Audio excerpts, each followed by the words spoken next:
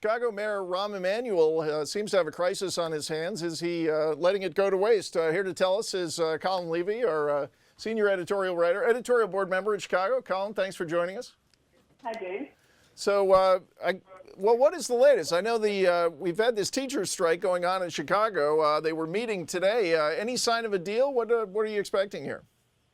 Well, the teachers are meeting today. They actually started their meeting at 3 o'clock Central Time today to vote on the deal that's been offered. They met over the weekend, and the broad anticipation was that they were going to vote to end the strike. I think the union leaders talked a big game about that on Friday, and going into it, everyone was expecting that was what was going to happen.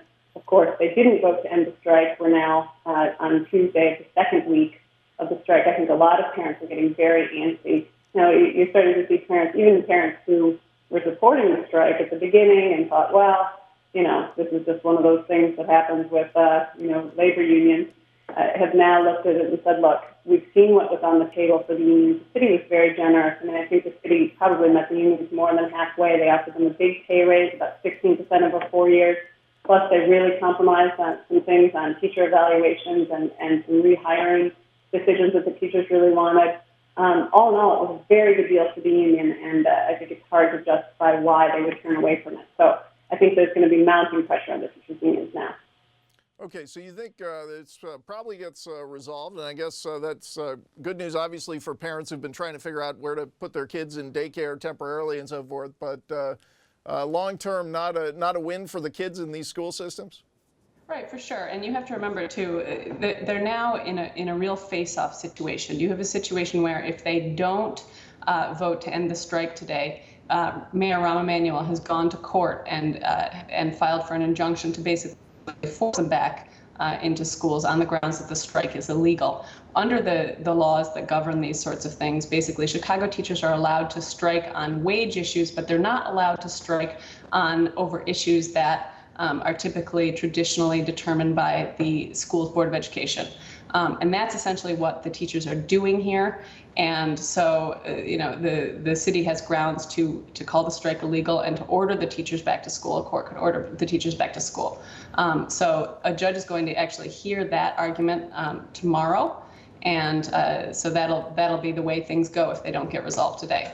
Collin, what does this tell us generally in terms of, I know when you had this big high-profile fight between Governor Scott Walker and teachers and other employee unions in Wisconsin, it became kind of a partisan divide, and there was an effort to cast Mr. Walker, the Republican governor, as sort of a hardcore extremist. Now we have Democratic mayor of Chicago, former chief of staff to the president.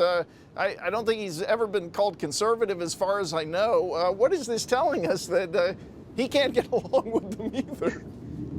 Yeah, you have a good point. I think there are some very major issues here for Democrats. Number one, I think we are seeing that a lot of Democrats, particularly Democratic mayors, are taking the issues of school reform increasingly seriously, and they're sometimes adopting positions that haven't always been in the mainstream of the party because the need is so pressing and because so many children are being harmed by public schools that are failing them and have been failing for years. So I think that there is increasing pressure from Democratic reformers on the teachers' unions. But obviously this is an election year. There's politics in play here. Unions are major Democratic contributors. So all of these things sort of go into the matrix here. But Rahm Emanuel is a smart guy. He's a canny guy.